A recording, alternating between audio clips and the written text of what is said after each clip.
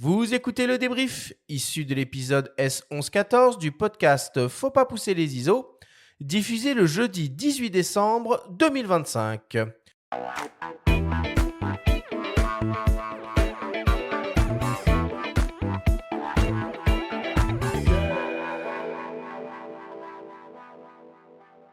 Nous sommes toujours avec le photographe Atef Talbi pour cette émission consacrée à la réalisation d'un livre photo en auto-édition. C'est le moment du débrief qui vous est présenté par MPB, la plateforme de référence pour trouver du matériel photo et vidéo d'occasion vérifié et garanti.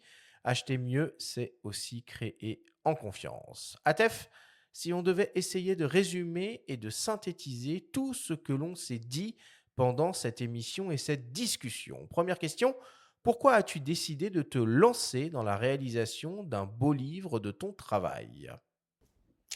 J'ai décidé de réaliser un livre parce que je voulais profiter du storytelling, que peut apporter un livre justement avec son design, son texte, son séquencement d'images, chose qu'on n'a pas forcément avec juste de la photo.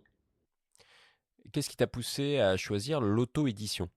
Alors, j'ai choisi l'auto-édition parce que dans mon cas, je voulais avoir un peu plus de liberté, déjà dans la création du livre, et dans son design.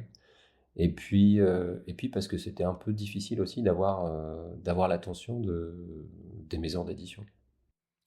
C'est quoi, selon toi, les avantages et les inconvénients de l'auto-édition? Les avantages de l'auto-édition, c'est que le livre, à partir d'un certain nombre de livres vendus, le livre peut se rembourser, voire peut devenir rentable. On a plus de liberté dans la création du livre.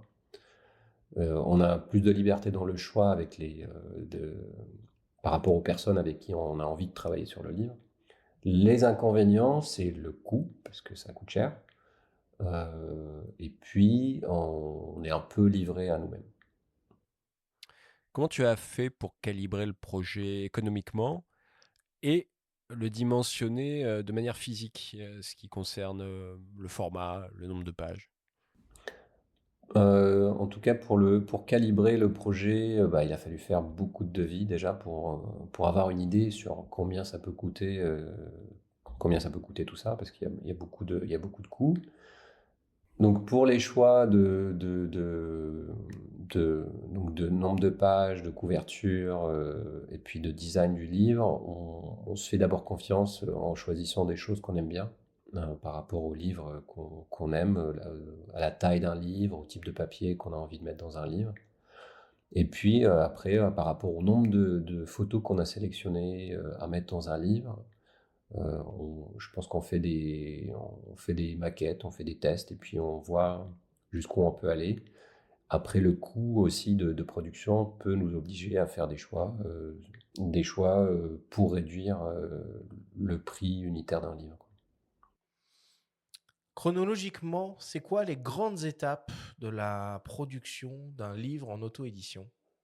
Alors, pour les étapes de fabrication d'un livre auto-édité, je dirais que la première étape, c'est de structurer l'idée, de, de rassembler ces images, de commencer à faire des sélections, d'avoir une idée sur comment on veut présenter ça. Ensuite, de commencer à travailler sur le design, que ce soit tout seul ou avec quelqu'un. Une fois qu'on a avancé sur le design, on fait des devis pour savoir combien ça peut coûter à l'impression et mais aussi à la photogravure. Et une fois qu'on a fait ça, ben, on lance la machine et puis on fait la photogravure et on fait l'impression et après il faut le distribuer.